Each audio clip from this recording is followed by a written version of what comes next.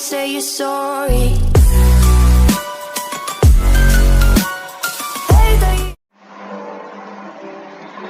Assalamualaikum warahmatullahi wabarakatuh. Perkenalkan, nama saya Levina Delia Maharani dengan NPM 21312012. Pada kesempatan hari ini, saya akan menjelaskan tentang pembuatan WBS, network diagram, dan Gantt chart. Yang pertama, saya akan menjelaskan definisi dari WBS sendiri. WBS atau dalam bahasa Indonesianya adalah struktur rincian kerja, merupakan suatu metode manajemen proyek menjadi struktur pelaporan hierarkis. Struktur rincian kerja biasanya digunakan untuk melakukan pembagian kerja atau memecahkan tiap proses pekerjaan menjadi lebih detail. Hal ini dimaksudkan agar proses perencanaan proyek memiliki tingkat yang lebih baik.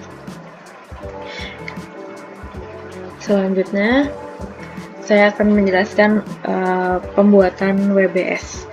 Yang pertama, memasukkan nama atau kegiatan paling pertamanya atau paling awalnya, yaitu menganalisa dan desain sistem seperti yang ada di contoh saat ini. Lalu yang kedua, setelah analisa dan desain sistem ada desain aplikasi, yang ketiga ada programming, yang keempat ada testing program, kelima instalasi program, keenam training user, dan ketujuh dokumentasi. Untuk yang di nomor 1.1 hingga 1.6 merupakan detail kerja dari analisa dan desain sistem. Analisa dan desain sistem sendiri mempunyai durasi 9 hari yang dimulai dari tanggal 15 dan berakhir pada tanggal 25. Jadi hari ke-1 dari analisa dan desain sistem adalah mengumpulkan data mengenai sistem absensi yang berjalan. Lalu setelah 2 hari, maka melakukan yang selanjutnya, yaitu melakukan analisis sistem dan sistem berjalan dan identifikasi masalah. Lalu melakukan analisis kebutuhan sistem, membuat laporan hasil analisis, membuat desain sistem menggunakan UML atau use case, dan membuat dokumentasi hasil desain sistem. Predecessor sendiri bermaksud agar menyelesaikan yang sebelumnya baru bisa melanjutkan ke tahap berikutnya. Misal untuk di baris kelima 1.4 membuat laporan hasil analisis.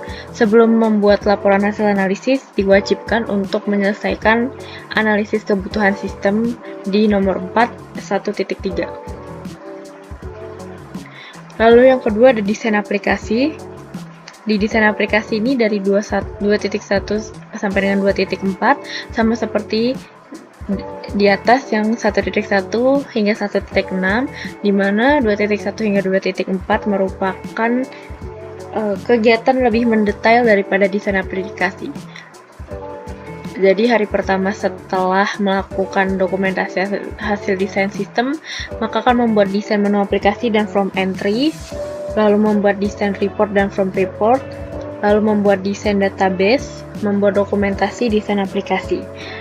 Untuk sebelum mengerjakan desain aplikasi, diwajibkan untuk mengerjakan bagian analisa dan sistem di baris ke-7 nomor 1.6. Lalu masuk ke 3 ada programming, di mana di sini mempunyai 2 kegiatan yang mendetail. Yang pertama ada programming front end dan back end, yang kedua adalah membuat dokumentasi program.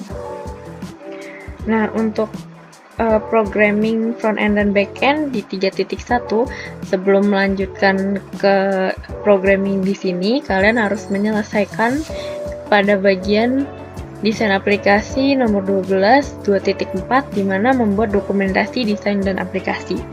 Lalu untuk membuat dokumentasi program, di sini kalian harus menyelesaikan bagian di atasnya, yaitu programming front end dan back end.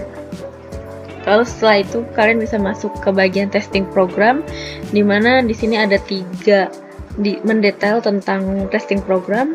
Yang pertama melakukan tes terhadap program, yang kedua memberikan catatan list perbaikan, yang ketiga membuat dokumentasi testing program. Yang ke-1 harus diselesaikan baru bisa dimulai ketika sudah menyelesaikan tahap 3 programming di nomor 3.2, yaitu membuat dokumentasi program. Sedangkan untuk 4.2 dan 4.3 dapat dimulai atau dapat diselesaikan ketika 4.1, yaitu melakukan tes terhadap program telah selesai dilaksanakan. Lalu setelah 4.3 selesai, maka kalian bisa lanjut ke instalasi program, dimana di sini hanya terdapat satu kegiatan dari instalasi program, yaitu setting infrastruktur dan software pendukung. Di sini sebelum melanjutkan ke instalasi program, diharapkan untuk 4.3 diselesaikan terlebih dahulu. Lalu masuk ke program ke-6 atau training user. Ini sama seperti nomor 5, dia hanya memiliki satu kegiatan, yaitu melakukan pelatihan kepada user yang bisa dilakukan ketika setting infrastruktur dan software pendukung sudah diselesaikan.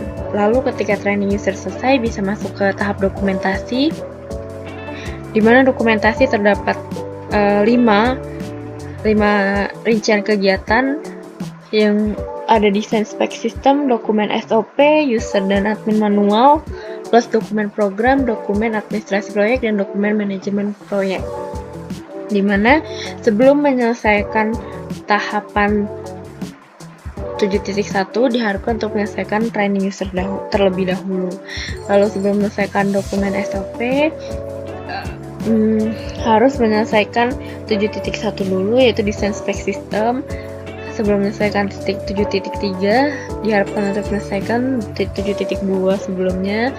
Terus sebelum melanjutkan ke 7.4 diharapkan untuk menyelesaikan 7.3 terlebih dahulu, dan 7.5 yang harus menyelesaikan 7.4. Ini merupakan Gantt ya, sedang kalian itu merupakan Gantt.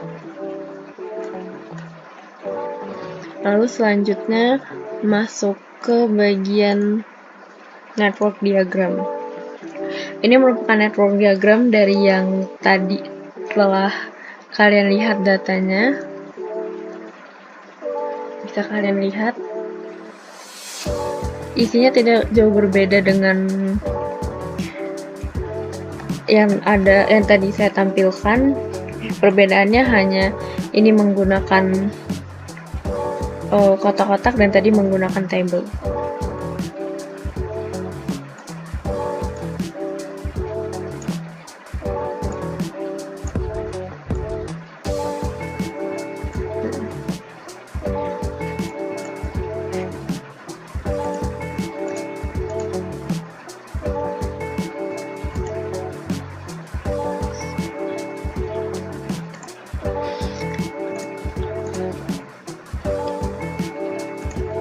Lalu aplikasi yang saya gunakan pada saat ini untuk membuat web-based atau struktur rencana kerja adalah Microsoft Project.